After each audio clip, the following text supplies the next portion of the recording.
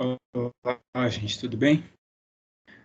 Nós vamos finalizar nossa disciplina de enfermagem na saúde da criança e do adolescente, na nossa segunda etapa desta, que é a seção 4.3, né? Seção 4.3 que nós iniciamos na aula anterior, corresponde à segurança do paciente, na saúde da criança e do adolescente, e hoje nós vamos finalizar esta aula. O motivo pelo qual nós estamos gravando essa aula, né, é porque ainda nós temos, né, na cidade alguns pontos, né, devido às fortes chuvas, alguns pontos aí com dificuldade de internet. A minha própria internet ela está oscilando bastante, então eu vou fazer a gravação, porque o vídeo, ao ser gravado, vocês conseguem assistir em qualquer momento. Eu vou passar os slides aqui, como a internet está com uma qualidade ruim, como eu falei para vocês, nós temos aí que retirar o vídeo, né, durante a gravação. Nós, portanto, temos, né, continuidade dessa aula aqui de segurança do paciente.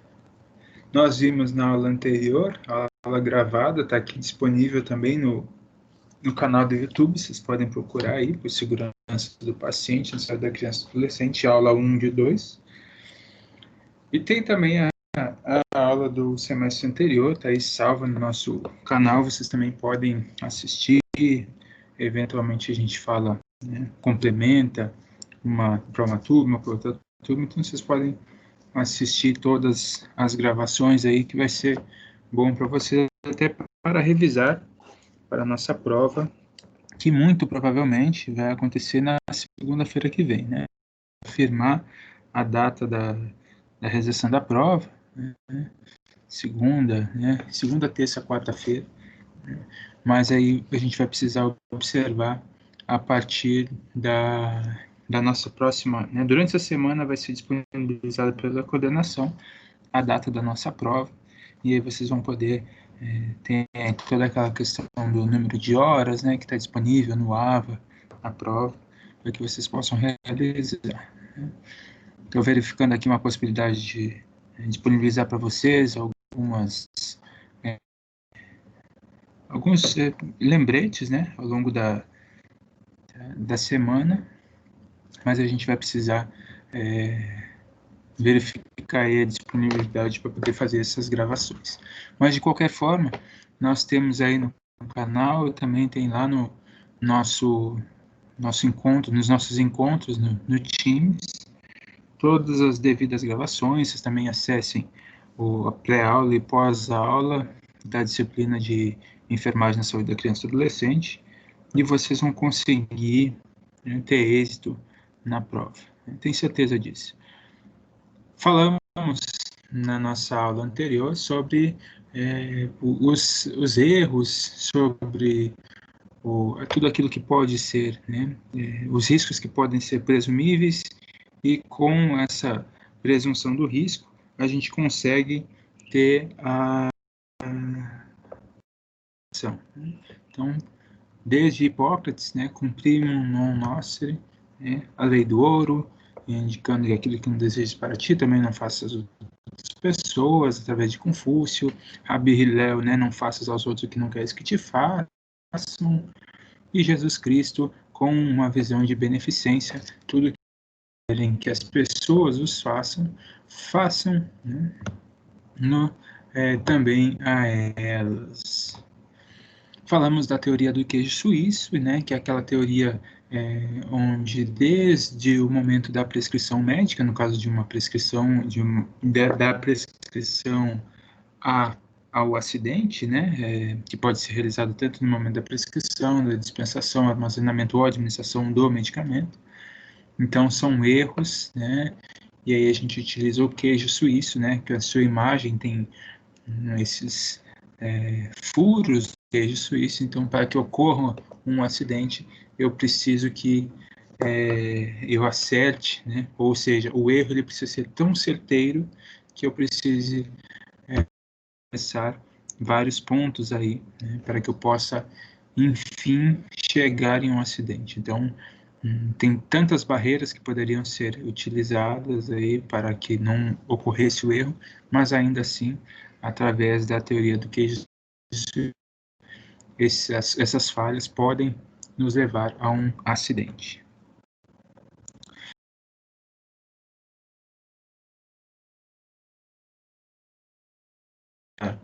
A esses erros, né, seria a implantação de protocolos de segurança do paciente, e aí nós identificamos aí 6 metas para segurança do paciente. Existem outras metas, né, mas no Ministério da Saúde, as 6 metas para a segurança do paciente, a partir da Anvisa, né, que são identificar corretamente, melhorar a comunicação entre profissionais, melhorar a segurança na prescrição e administração de medicamentos, assegurar a cirurgia em local de intervenção, procedimento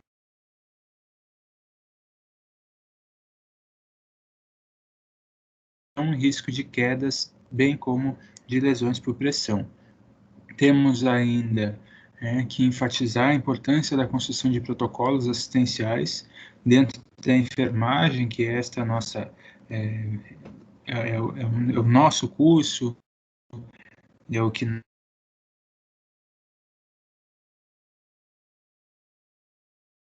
é de extremamente relevância, né, para que a gente possa ter aí uma assistência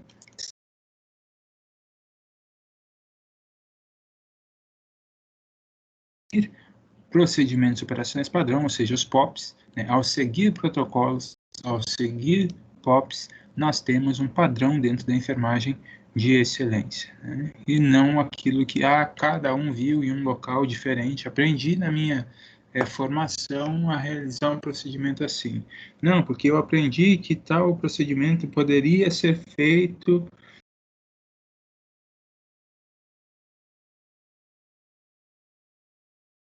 Não, não é assim.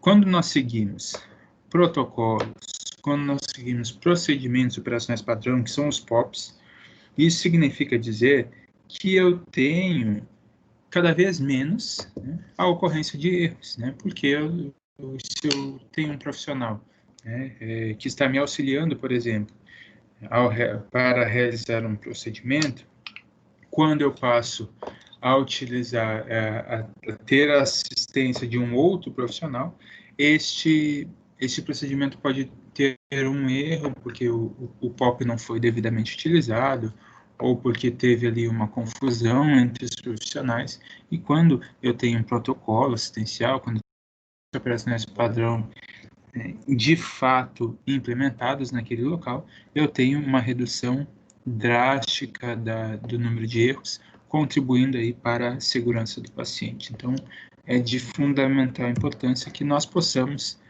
ter sempre em mente esta noção. Nós vimos, né, assistimos alguns vídeos na aula anterior, passei para vocês alguns links também, e seria de muito bom grado que vocês assistissem, revissem, né, fizessem as suas anotações para, não só para a prova, mas sim para o conhecimento de vocês. E a nossa continuação da aula está muito relacionada à gestão de qualidade, né? O que seria essa qualidade, né? Essa gestão da excelência, do motivo pelo qual nós escolhemos essa profissão, né? E nosso cuidado, ele precisa ter como base a excelência, né, do fazer enfermagem junto ao profissional, ao paciente. Isso é bom não só para a assistência, mas é bom para a gestão do sistema de saúde, é bom para a gestão do meu serviço de saúde, é bom para a gestão do meu próprio trabalho. Então, por isso é importante que a gente leve em consideração a gestão da qualidade. Então, tem alguns vídeos aí que são muito importantes que a gente precisa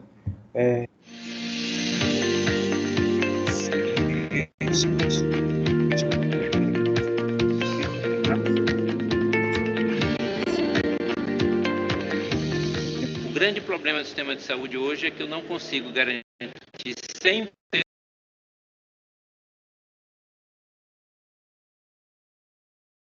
quadril, em que eu faça para todos os pacientes o que deve ser feito. em 100% das vezes. Sempre há alguma falha. E isso pode levar uma dessas falhas a levar um dano grave ou irreversível para o doente. E não é uma discussão que eu estou procurando quem é o culpado, mas o que eu posso aprender com aquela falha, para que aquela falha não ocorra em outro paciente novamente.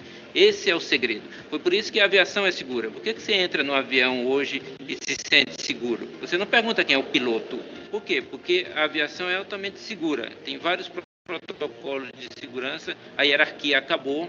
Então, há uma falha, no momento que o piloto vai sair para decolagem, acusar algum defeito, algum alarme no sistema, ele chama o engenheiro mecânico e aí o engenheiro mecânico assume o voo naquele momento. E daí em diante, ele só vai, a autoridade lá máxima é o engenheiro. O piloto ele pode querer sair, mas ele não pode. Por quê? Porque quem está decidindo naquela hora é quem tem expertise para decidir. Quer dizer, se a aeronave pode continuar o voo, não dá. Às vezes você tira todo mundo do avião, troca de aeronave, todo mundo fica indignado, quer brigar com a... Mas por quê? Porque é seguro, porque eu tenho uma autoridade lá que diz assim, nós não podemos em uma situação que não seja segura. Então, só para a gente fazer um paralelo, para a gente entender bem assim, não é que a aviação não ocorra erro, mas eles aprenderam muito com o erro na década passada. A aviação é segura a partir do final da década de 80, comecinho da década de 80, que ela ficou segura, porque teve muitos acidentes aéreos onde a gente aprendeu muito com cada erro. E em todo voo ocorre uma falha, alguma coisa, mas eles relatam essas falhas e alguém vai analisar e sai uma recomendação para essas falhas. Isso é um modelo muito interessante que a saúde não adotou ainda. Eu analiso uma falha no meu hospital, mas eu não consigo que isso seja sistêmico, que haja um aprendizado para todos os hospitais, para todo o sistema. Esse é o nosso desafio. É claro que nós estamos falando da aviação, que é uma coisa muito restrita, meio modular, que eu consigo... A saúde é muito grande, nós temos vários problemas, muita gente interagindo, eu tenho diferentes profissionais, eu tenho desde de quem administra o plano de saúde ao paciente, passando pelo médico, pelos diversos profissionais que dão essa assistência. Então eu preciso mudar o modelo mental dessas pessoas, para entender que nós estamos num novo paradigma, que é que o paciente é o centro. Então, é esse conceito que a gente tem que trazer. A segurança do paciente, ela é inegociável. Eu não posso, por isso, a favor de qualquer interesse ou de qualquer agenda.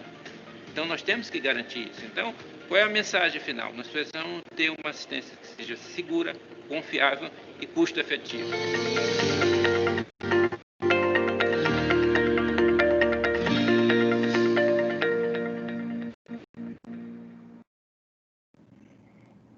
Essa comparação que ele faz, né, com relação à aviação, com relação a outros setores, isso é de extrema relevância quando nós falamos de uma gestão de qualidade, né, quando a gente compara, né. Quando a própria questão dos índices de qualidade, eles iniciam não na aviação, mas iniciam na indústria automobilística, né, a exemplo do grupo Toyota, né, foi um grupo que inicia esse sistema de qualidade que depois essa visão que o grupo traz, né, para o seu desenvolvimento da linha de produção para todas as outras áreas, né, incluindo aí a área da educação, a área da saúde, né, dependendo do ambiente onde se elabora, se atualiza, né, esse fazer de qualidade a partir daquela noção criada pela produção automobilística. E o que ele fala é de extrema relevância quando a gente leva em consideração os índices de qualidade feitos a partir da aviação. Para a gestão de qualidade, é imprescindível que os serviços não ameacem a saúde do paciente. Portanto, a segurança do paciente é uma das dimensões estruturais para se alcançar a qualidade da assistência à saúde.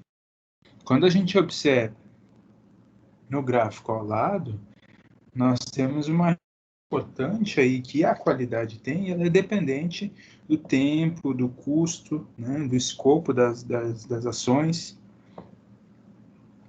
Tem que haver integração, a identificação dos riscos, quais são as partes interessadas, comunicação.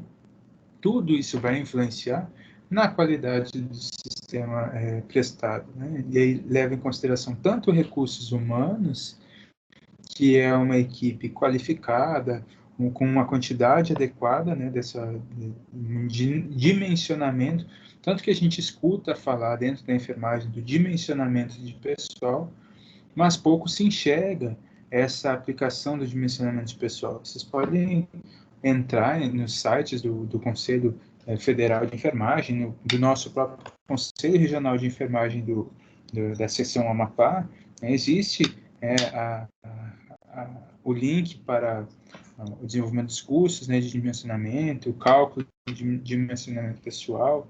Inclusive, há uma planilha importante que foi desenvolvida e está disponível nesses sites para que a gente possa fazer, né, o dimensionamento adequado. E também a aquisição adequada de materiais, de equipamentos, para que essa qualidade da assistência ela seja eficaz, né? Não adianta eu falar de tudo isso e eu não tenho, por exemplo, um leito do paciente com as grades de proteção. Então, o paciente vai continuar tendo risco de queda, por mais que eu tenha uma equipe bem qualificada, com quantidade suficiente. Eu não posso falar que eu tenho uma redução do risco de lesão por pressão, uma vez que eu tenho um colchão adequado, mas eu não tenho um protocolo de mudança de decúbito, por exemplo, ou que eu não tenha quantidade suficiente de profissional para auxiliar nessa mudança de decúbito.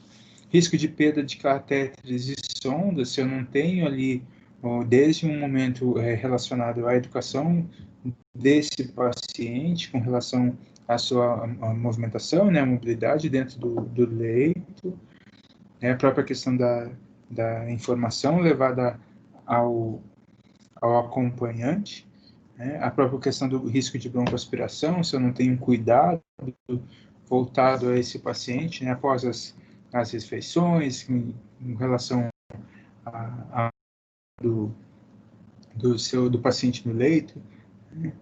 Então, tudo isso eu preciso levar em consideração. Isso está relacionado à qualidade em si, está relacionado aos recursos humanos, às aquisições de materiais e equipamentos que estejam, de fato, né, com a sua habilidade de execução, né, do seu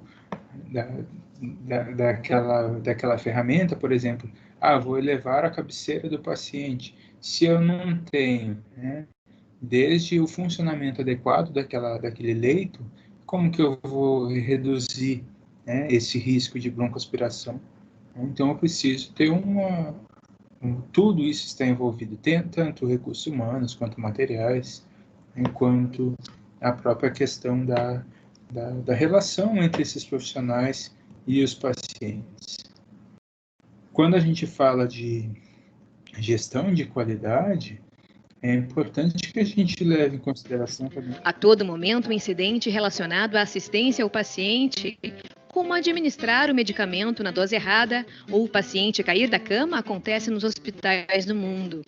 Nos Estados Unidos, a ocorrência de erros que causam dano aos pacientes é de 3,7%. Já no Brasil, este número é de 7,6%, sendo que cerca de 70% desses incidentes poderiam ter sido evitados. Cada paciente internado em um hospital está sujeito a pelo menos 2 erros todos os dias. E para evitar que continuem ocorrendo, os hospitais contam com um grupo de profissionais de saúde que se reúnem diariamente para analisar e tentar melhorar essa condição. A participação do paciente e dos familiares é fundamental neste processo. Comunique ao profissional de saúde mais próximo. ao seu supervisor ou sua referência de cuidado todas as vezes em que se deparar com uma situação de risco. O grupo de segurança do paciente receberá sua informação e analisará o que pode ser feito para melhorar esta situação ou para que este evento não aconteça mais naquele hospital. A ideia é procurar saber se existem falhas na maneira como as atividades são realizadas. A partir disso, um conjunto de ações será desenvolvido com as equipes do hospital para a implementação das medidas de melhoria. Nunca deixe de comunicar um incidente por falta de tempo. Escreva ou relate brevemente o que aconteceu naquele dia. Tenha em mente que todos somos responsáveis pelo resultado do cuidado com o paciente. Só você pode mudar este cenário. IBSP, ajudando a transformar a realidade da segurança do paciente. Então, quando a gente fala, né, dessa importância de levar em consideração os incidentes, os acidentes também, um incidente, por exemplo, é algo que ocorre, mas que não apresente uma gravidade, né, diante desse cuidado ao paciente, né, uma gravidade mais séria, e um acidente quando acontece algo mais sério em si. Mas a gente tem aí nessas duas palavras, que são parônimos, né, uma relação importante. Então, precisa que a gestão de qualidade ela leve em consideração, né, para que a gente possa reduzir os riscos, reduzindo os riscos, portanto, tem uma redução de danos aí que são presumíveis. A gestão de qualidade ela apresenta um fluxograma para identificação e análise de causa, aquela causa raiz dos incidentes relacionados à assistência à saúde. E como que a gente pode fazer essa identificação? Primeiro, eu preciso identificar e notificar o incidente. Aí eu encaminho, né, o encaminhamento da notificação para o setor que gerencia os riscos e os incidentes. Então, é importante que em cada local, dentro de um hospital, dentro de uma unidade de saúde, eu tenha uma equipe ou uma pessoa que seja responsável por desatar esses nós críticos. Então, preciso, seria de bom tom que eu tivesse ali um setor ou uma pessoa responsável por receber essas informações que gerenciasse esses riscos e esses incidentes. E aí, seleção da equipe para realizar a análise de causa raiz, que é o que de fato ocorreu, né? E a análise de causa raiz vai apresentar esses 4 itens, né? Identificação e descrição do evento, a descrição dos elementos, né? E desenho dos fatores causais, e a identificação das causas raízes, que de fato causou aquele evento. E elaboração de um plano e seleção da equipe que irá implementar as estratégias, aí, que estratégias serão implementadas, né, para que não ocorra mais esse tipo de situação.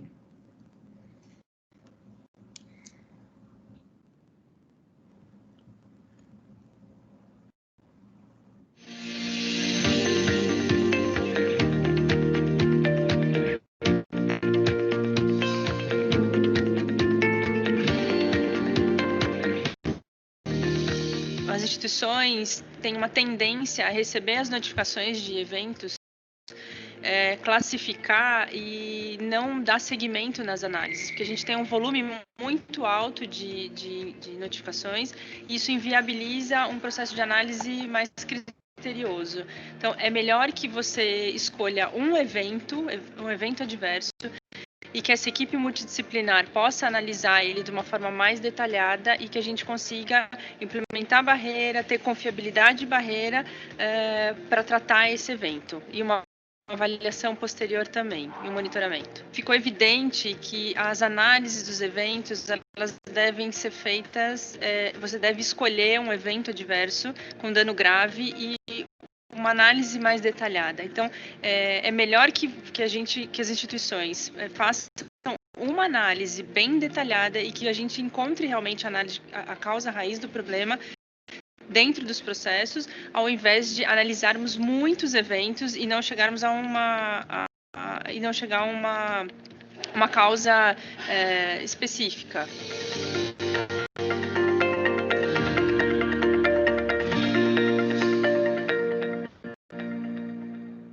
vários vídeos, né, do Instituto que a gente pode assistir, tem os manuais que estão disponíveis também.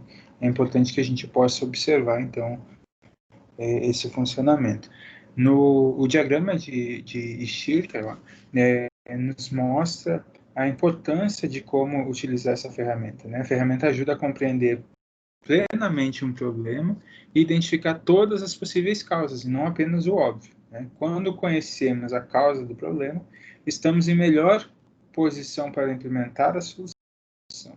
Através do processo de construção do diagrama, de forma multi e interdisciplinar, são geradas novas visões sobre o mesmo problema, juntamente com possíveis soluções. As pessoas envolvidas beneficiam-se de informações compartilhadas, levando a um entendimento comum deste problema, né? Que nós conseguimos observar este diagrama, que é o diagrama de Ishikawa, mas também conhecido como o diagrama de escama de peixe, né? Se vocês observarem ali pela imagem, vocês vão observar que ele parece uma escama de peixe, né? A espinha de peixe, desculpe. Materiais, né, métodos, mão de obra, né, máquinas, meio ambiente, medidas, né, e todos estes, né, levando-os ao efeito.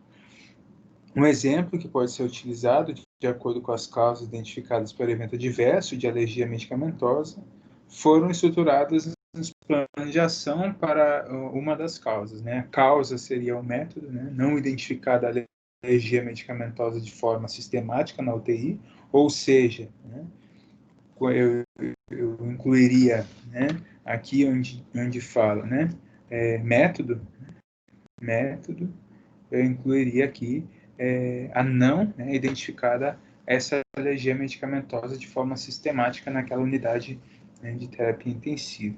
Então é importante, e isso faz parte de toda a anamnese, né? Se vocês lembrarem lá do princípio do curso, onde vocês aprenderam como falar com o paciente, contato com ele, fazer anamnese, entre os itens fundamentais, e sempre, em toda e qualquer consulta, todo e qualquer momento em que a gente entra em contato com o paciente, às vezes não é nem na consulta em si, mas, por exemplo, se for pensar em uma unidade de pronto atendimento, isso vai acontecer logo no primeiro, na porta de entrada ali, no momento em que você entra em contato com o paciente em uma espécie de acolhimento, né?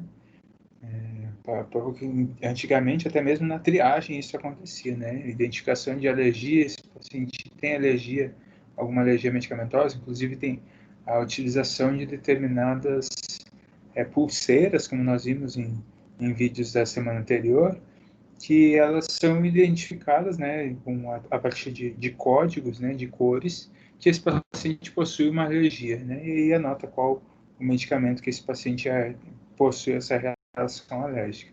O plano de ação, então, é definir formulário de pesquisa de alergia medicamentosa ser implementado pela enfermagem, treinar o corpo clínico e de enfermagem da emergência da UTI para investigação de alergia medicamentosa, educar o cônjuge ou outro cuidador sobre todos os aspectos do tratamento, incluindo informar a equipe sobre alergias e medicamentos que o paciente faz uso em casa, e implementar a pulseira de risco de alergia para pacientes identificados com tal risco, que é que eu acabei de mencionar, que a gente viu em vídeos anteriores. Como que isso ocorre no pré-natal, né? Então tem a utilização desse diagrama, né, a partir de um momento de um pré-natal, para a gente ver que isso não cabe apenas, né, à assistência hospitalar. Isso pode ser feito também. Por exemplo, por que os equipamentos ou materiais podem prejudicar o pré-natal? Alguém poderia dizer, porque não temos disponibilidade de aparelho de ultrassonografia e seria interessante para um bom pré-natal? Então, essa seria uma causa de primeiro nível. Por que a organização pode prejudicar o pré-natal? Por exemplo, porque não implementamos um protocolo de atenção ao pré-natal? Por que os processos podem levar a um mau pré-natal? Porque porque às vezes não estamos solicitando sempre, né, os exames essenciais, como de sífilis, de AIDS, de glicemia. E por que que os usuários eles podem estar relacionados e causar um mal pré-natal? Alguém poderia dizer, porque eu noto às vezes uma falta de interesse da mãe nas consultas e isso prejudica o pré-natal. Bem, terminado esse passo, partimos para o terceiro e último passo do diagrama de causa e efeito, que é fazer a análise das causas de segundo, terceiro e N nível. E mais uma vez a gente pode utilizar a chuva de ideias sobre o porquê de cada causa de primeiro nível agora.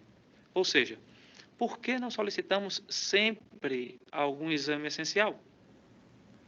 Respondido isso, teremos a causa de segundo nível.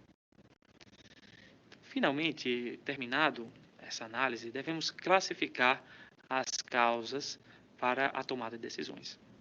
E a classificação ela pode ser 4 tipos, basicamente, de causas. Algumas que são imodificáveis dentro do curto prazo, ou dentro do prazo do ciclo de melhoria, em que devemos parar. Por exemplo, geralmente são causas estruturais ou causas relacionadas aos recursos humanos, em que fogem da nossa governabilidade naquele momento. Os outros 3 tipos são causas modificáveis. O primeiro deles é hipotéticas, ou seja, não temos certeza da sua relação com o problema de qualidade no pré-natal. E aí precisaríamos avaliar essas causas, a sua associação com o problema. Por exemplo, o usuário não se interessa pela assistência. Precisaríamos talvez testar essa hipótese. O outro tipo de causas são aquelas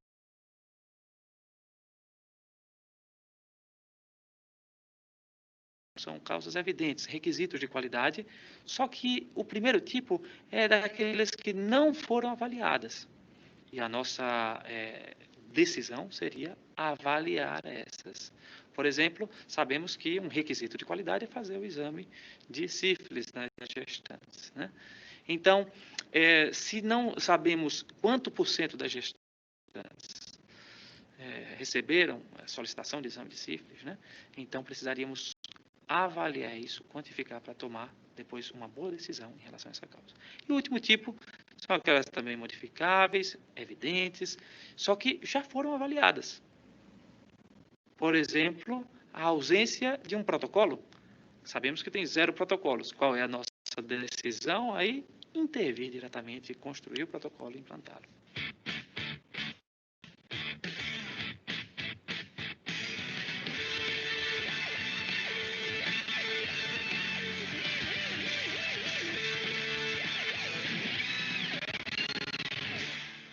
Assim como apresentado no exemplo, né, neste exemplo do pré-natal, no exemplo do slide anterior, em qualquer situação, em qualquer ação, nós conseguimos, né, aplicar o diagrama. Quando a gente fala de linha de cuidado, né, transferência de cuidados e processo de enfermagem, a gente pode levar em consideração aquilo que, assim como ocorre na questão voltada para o que foi falado no início, né, naquele vídeo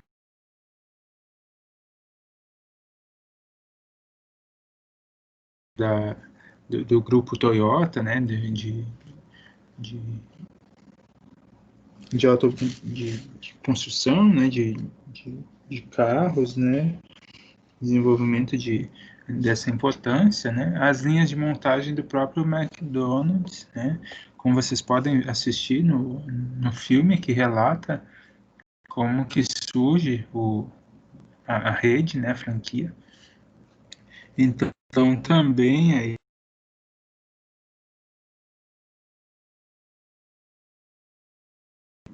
que estabelece uma estratégia lógica de fluxos, né, no qual o paciente, né, lá na unidade de saúde deve ser visto como sendo o elemento principal. tudo que a instituição, né, é estrategicamente organizado para facilitar e assegurar um melhor atendimento a esse paciente. E o que a gente consegue observar é que, se não levar em consideração esta linha de cuidado, né, e utilizar de fato o processo de enfermagem, a gente acaba não tendo uma linha adequada às necessidades do nosso paciente, que deve ser o foco do cuidado. Quando a gente fala qual é a linha de montagem do McDonald's, né? Qual o princípio básico do McDonald's? Eles queriam, lá no início, construir, né, entregar ao cliente um lanche, não um simples lanche, mas um lanche extremamente rápido, né? Que fosse extremamente rápido. Então a ideia é um lanche que leve no máximo ali 1 minuto e 30 segundos, né? 1 minuto e meio, desde do momento da compra do lanche, né? Que é automaticamente, né, a compra, né, o pagamento do lanche ali, automaticamente ele vai para a linha de produção, e essa linha de produção precisa ser feita em até 1 minuto e 30 segundos, né, para que ele possa ser entregue, né, no balcão. E isso não é feito pela mesma pessoa, então cada pessoa, cada profissional ali está voltado a uma ação. Se a gente consegue observar através do time, né, através do tempo de cada uma dessas ações, todas as atividades que são realizadas e cada um dos pontos, né, de ação que os profissionais estão localizados, né? Então, tudo, desde o momento o profissional que está na chapa, o profissional que atende a pedido, o profissional que está na chapa, o profissional que vai montar o lanche em si, o hambúrguer, né? E aí depois vem o profissional que embala e o profissional que busca, pega a batata frita ou o outro acompanhamento em si, e isso tudo sendo entregue por um outro profissional. Então, os pontos de atendimento deles são diferentes, cada um está cuidando de uma área do sistema, e isso não fica, se vocês lembrarem lá dos princípios das teorias de administração, não significa dizer que esse profissional só vai fazer isso, só vai ficar na chapa, só vai ficar em um determinado ponto. Não. Dentro dessas franquias, esses profissionais, eles atuam em cada momento, né, a cada número de dias, eles estão atuando em uma linha, em um passo daquela linha de montagem diferente. Então, um dia, né, ou após uma semana que ele está na chapa, ele vai para a montagem, depois ele passa mais um tempo ali, ele vai para um outro ponto. O importante é que todos os profissionais eles saibam fazer todas as ações, e isso faz com que ele tenha a agilidade e que ele conheça e reconheça o papel do outro, né, no momento dessa relação. E enquanto um está, se vocês tiverem a oportunidade, né, de não necessariamente consumir, né, o alimento, mas sim observar como que funciona, né, tanto qualquer uma das linhas hoje é feita dessa forma. Mas no início era somente a linha do McDonald's que apresentava esse tipo de formato. E vocês escutam esses profissionais falando um com o outro, porque está pronto, porque saiu número tal, e saiu número tal, e eles, todos os lanches, né, a própria questão de chamá-los, né, nomeá-los, numerá-los, né, e não chamá-los por nomes, isso já agilizava o processo. Então, o número 2, número 1, que é o Big Mac, o número 2, que era o cheddar, se eu não me engano. Então, todos esses números, né, eles fazem com que a pessoa fosse mais ágil no momento de todo o desenvolvimento dessa linha de montagem. Isso faz com que eu tenha uma entrega mais rápida. Isso é uma linha de montagem do McDonald's. Quando a gente transfere isso para a nossa área, para os cuidados de enfermagem em si, aos cuidados prestados ao paciente, se eu colocar esse meu paciente como sendo o elemento principal, eu tenho toda uma equipe que está voltada a uma linha de cuidados. E dentro dessa linha de cuidados, eu tenho o meu processo de enfermagem como sendo de extrema relevância para a qualidade desse serviço. Então, eu preciso aí de todos os passos do processo de enfermagem, então, aplicando a sistematização da assistência de enfermagem, buscando a utilização, né, de todos os membros da equipe para cuidar daquele paciente, não fazer um retrabalho. Por exemplo, eu tenho, na própria internação de um paciente, se a gente for levar em consideração um paciente hoje, né, que interna em um hospital, por exemplo, interna no... Chega um paciente lá na tenda com a síndrome respiratória aguda grave. E esse paciente ele tem indicação para internação. Mas ele não vai internar no HE, porque hoje a internação é feita no HU. Então, o que acontece? Existem fichas de notificação, porque vai precisar ser uma notificação compulsória, existem fichas de notificação ali que precisam ser preenchidas durante esse cuidado. Então, eu tenho, desde o início, eu tenho a ficha do ESUS, eu tenho a ficha da SRAG, eu tenho fichas, a própria anamnese do paciente, que eu posso ter ali um outro instrumento de coleta de dados. Se cada profissional preencher uma ficha dessas, eu não tenho o meu paciente como sendo o elemento principal. Por que eu não tenho? Porque vários profissionais vão solicitar as mesmas informações. Todas essas fichas vão pedir dados semelhantes de início de sintomas, de quais são os sintomas, de endereço do paciente, sendo que um profissional apenas poderia preencher tudo isso. Isso faz com que a gente tenha uma linha de cuidado muito mais lógica, um fluxo muito mais eficaz. Senão, o paciente responde para um profissional, depois responde para o profissional, responde para o profissional, e a gente não esquece que esse paciente, por exemplo, tem uma dificuldade respiratória, por exemplo. Como é que o paciente com dificuldade respiratória vai responder, né, a tudo isso várias vezes, né, mesmas informações? Então, é importante que eu tenha esta visão de cuidado mais eficaz, né? Dentro da linha de cuidado, eu preciso observar 2 cenários, né? E em que cenário desses eu estou vinculado? É quando eu tenho uma linha de cuidado, né, que fica muito distante, né? Um pronto-socorro, né, infantil, muito distante da UTI pediátrica e do serviço de apoio como raio-x, né, essa disposição do ambiente, né, ela tem uma visão, eu tenho uma visão de uma disposição, né, de ambientes, né, onde o pronto-socorro infantil ele fica distante da UTI pediátrica e de serviço de apoio. Eu tenho um cenário. Quando eu tenho um pronto-socorro infantil próximo da UTI pediátrica e do serviço de apoio, eu tenho uma outra visão importante. Imagine o seguinte, eu tenho um paciente que ele está em um ambiente, suponha que o meu pronto-socorro infantil ele fique no andar térreo. A minha UTI fica no 2º andar. Os serviços de apoio, laboratório, fica no 2º andar, mas o raio-x fica no 1º andar, né?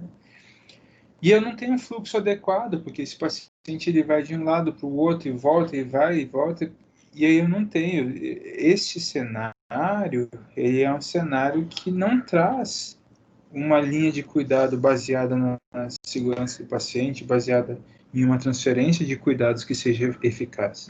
Agora, quando eu tenho uma UTI, um pronto-socorro, né, uma UTI pediátrica, um pronto-socorro infantil, serviço de apoio, todos ali próximos, aí sim eu tenho um cenário mais, né, lógico, né, para um fluxo mais rápido, que vai otimizar esse atendimento ao paciente dentro daquela instituição. Isso tudo precisa ser pensado na hora da construção, na hora de adequação de um ambiente hospitalar. Então, o que se a gente for observar, passando todo esse momento de pandemia, vocês vão começar a entrar em contato, né, com os hospitais, e aí vocês tendo a oportunidade de visualizar, por exemplo, o HU, né, certamente ele tem uma disposição diferente dos demais hospitais, porque ele teve toda uma estrutura, né, de construção baseada em situações mais próximas daquilo que se espera, e não um fluxo que já vem ocorrendo há bastante tempo, que ia ficar mais difícil de mudar. É impossível? Não, não é impossível, mas a gente pode construir ali um fluxo de acordo com capacitação. Lembre-se, né? É importante recursos humanos, é importante que esses recursos humanos estejam devidamente capacitados e atuantes, desculpe, em quantidade suficiente, mas também eu preciso de um ambiente adequado, de um fluxo adequado de pacientes, de uma disposição de equipamentos, né, eficaz. Vale ressaltar que uma ação isolada para melhorar a segurança do paciente não é efetiva. Precisa, então, de uma superposição, né, de várias ações em conjunto, né, desde a linha de cuidados, dos protocolos clínicos, os POPs precisam ser bem definidos, a própria transferência do paciente, a implementação da SAI, tudo isso precisa estar em uma constante, né? Não basta eu ter quantidade suficiente de profissionais e esses profissionais não estarem qualificados, né?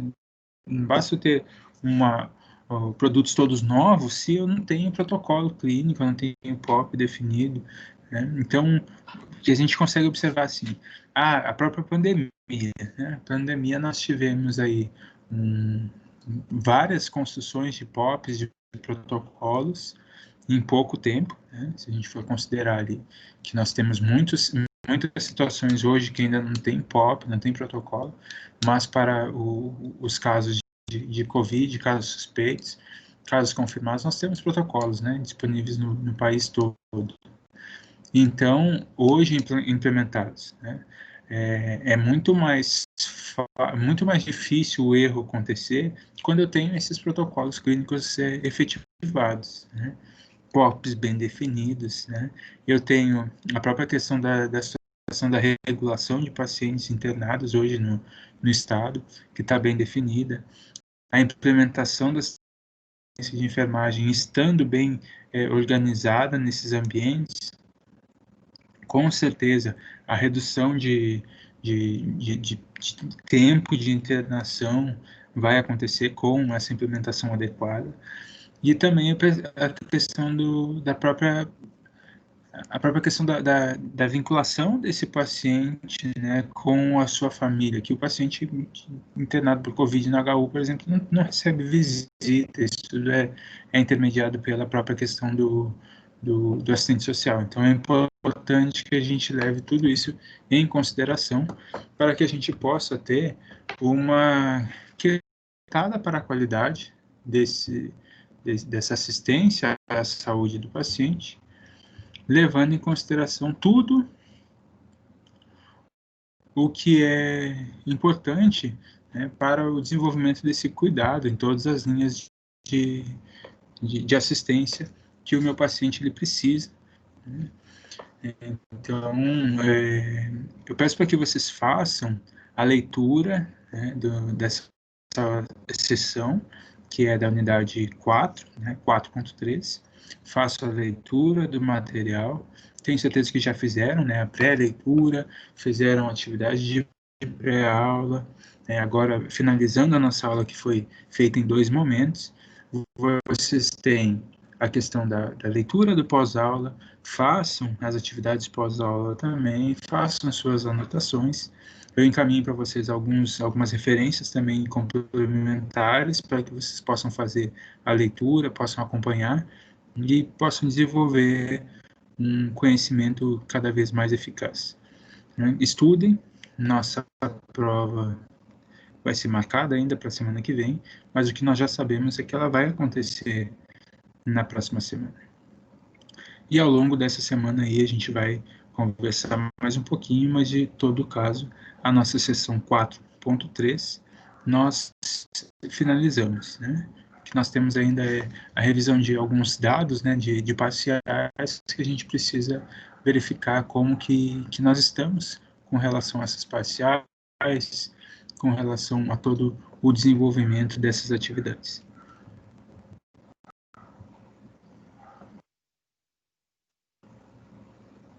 Fiquem todos com Deus e qualquer dúvida eu estou à disposição no nosso grupo da turma.